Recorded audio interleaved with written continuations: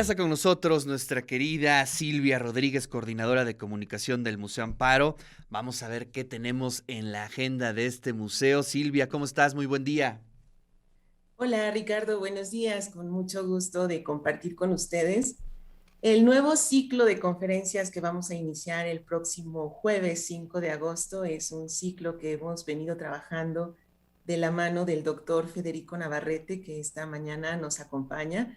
Él es especialista justamente en temas relacionados con la conquista y este ciclo se organizó justamente para hablar de las nuevas visiones de la conquista y va a iniciar, como te lo comentaba, el próximo jueves. A mí me gustaría que él nos compartiera este programa que armó de 7 conferencias y una mesa de diálogo para el cierre final el 30 de agosto y que nos platicara más sobre lo que vamos a poder disfrutar en cada una de ellas. Estamos muy contentos, Ricardo, y bueno, esperamos que mucha gente esté interesada en este programa que vamos a transmitir a través de Facebook todos los jueves a las 7 de la noche, desde el 5 de agosto y hasta el 30 de septiembre. Sí, bueno, además es un tema que saca muchas chispas, desde distintos puntos de vista, pero siempre, cada año, en cada ciclo, en cada aniversario, se hace una revisión bien interesante, se reinterpreta la historia, se buscan nuevas perspectivas, así es que seguramente estará muy interesante. Federico, ¿cómo estás? Buen día. Hola, buenos días, es un gusto estar con ustedes.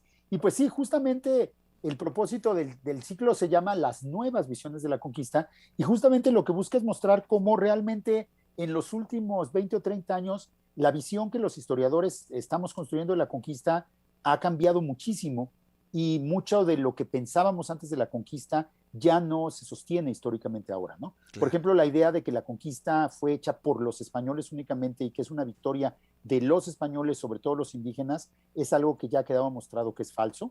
El ejército que conquistó México Tenochtitlan, por dar nada más un ejemplo, era 99% indígena y solo 1% español. Entonces fueron los tlaxcaltecas, los texujanos, los chalcas, muchos pueblos que se aliaron con los españoles, los que realmente terminaron por derrotar a los mexicas y por disolver su imperio. Y entonces, pues la conquista no es una conquista de los españoles sobre los indígenas, sino es una guerra entre indígenas en la que participan los españoles, ¿no? Y justamente la idea de las nuevas visiones de la conquista es mostrar estas nuevas interpretaciones que están surgiendo de estos hechos y mostrarlas desde una perspectiva diferente, ¿no? También son en su mayoría investigadoras. Bueno, tenemos 4 investigadoras jóvenes, 5 investigadoras, no, 4 investigadoras jóvenes, perdón, que de muy diversos, pues digamos, antecedentes, que van a hablar de temas que rara vez se asocian con la conquista, ¿no? Vamos a tener una conferencia sobre Malinche, que la va a dar Yasnaya Aguilar, la intelectual Mije Ayuk, tan reconocida ahora tanto en México como fuera de México, una de las voces pues, más inteligentes de nuestro país el día de hoy. Tenemos una conferencia también sobre el papel de las mujeres, de otras mujeres en la conquista, porque Malinche no fue la única mujer que participó en la conquista. De hecho, una cosa que se sabe poco es que la mayoría de los españoles venían acompañados por mujeres indígenas que los cuidaban, les daban de comer, los curaban, los acompañaban. Y entonces la conquista se hizo también gracias a estas mujeres indígenas, de lo cual nos hablará Margarita Kosic, una investigadora guatemalteca. Y luego, pues desde luego, el tema central, que es la importancia de los propios indígenas. Si estamos de acuerdo en que 99% del ejército que conquistó México Tenochtitlan era indígena, pues entonces hay que entender quiénes eran ellos, ¿no? Y Claro. entonces Raquel Huereca, una joven investigadora del Instituto de Investigaciones Históricas, nos va a hablar de los indígenas conquistadores y su papel histórico, que los indígenas conquistadores son no solo los tlaxcaltecas, ¿no? Son también muchos indígenas en Oaxaca, muchos mixtecos se aliaron a los españoles, en Guatemala, en muchísimos lados hubo estas alianzas. Carlos Brockman nos hablará de los aspectos militares de la conquista desde la perspectiva indígena. Es decir, este investigador que tiene muchos años de hacer historia militar y historia de los derechos humanos, nos va a hablar de esta relación, de cuáles fueron las estrategias militares indígenas en la conquista. Hablaremos también de las epidemias, que son Uf, gran tema, ¿no? un tema fundamental, sobre todo pues ahora a la luz de nuestra actual epidemia, que por cierto, una coincidencia, la pandemia global de COVID se desató 500 años después, casi al día, con el inicio de la epidemia de viruela en Mesoamérica de Sí, hay 1520. varios ciclos que se dan, ¿eh? No solamente ese, sino uno que otro en nuestro pasado, y eso Híjole, es bien interesante, ¿no? Y lo peor todo es que existe ahí ciertos patrones, inclusive sociales, ¿no? Claro, o sea, finalmente, como hace 500 años, la conquista, perdón, la epidemia afectó principalmente a la gente más humilde, Claro.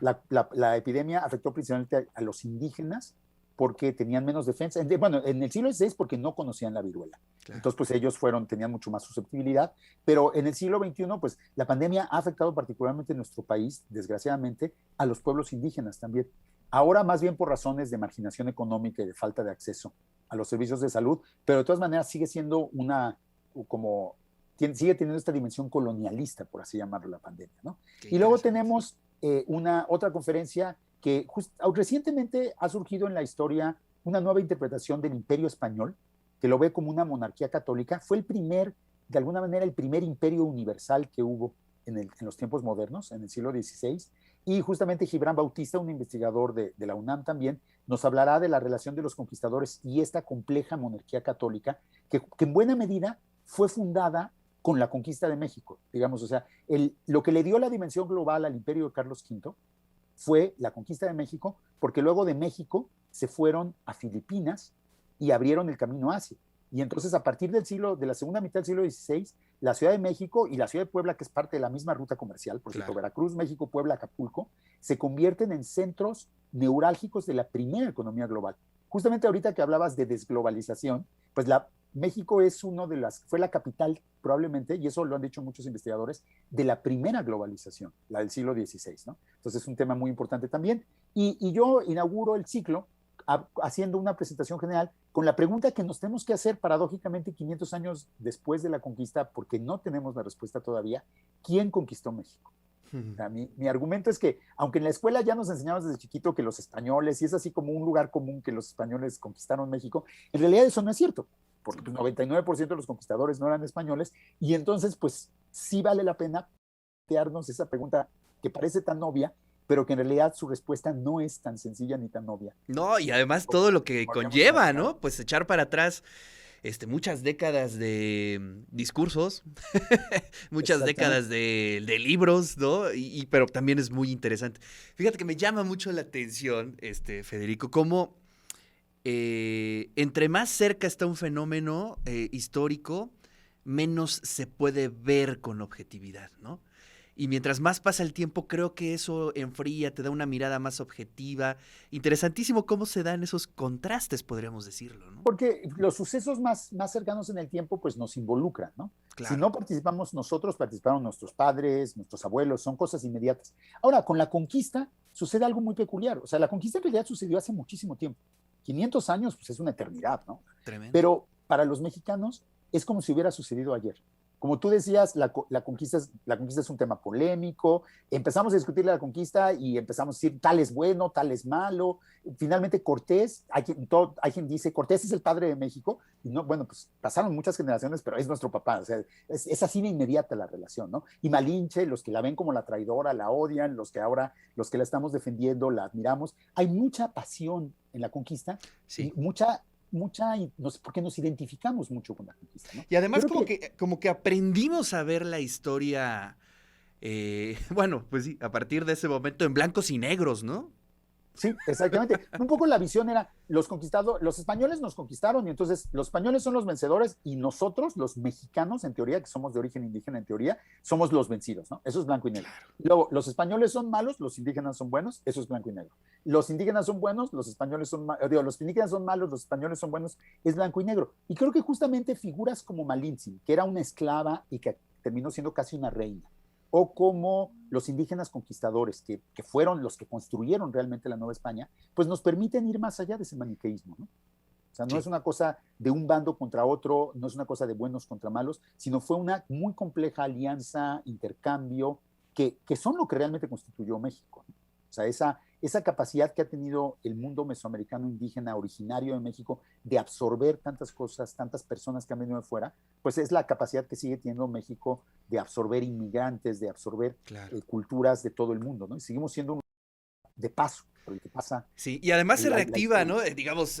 bueno, pasó la conquista, pero viene, por ejemplo, la independencia y también nos enseñan a ver la historia en blancos y negros, pasa la revolución blancos y negros, es decir, como ciertos patrones que, bueno, hoy afortunadamente ya les están disolviendo, ¿no?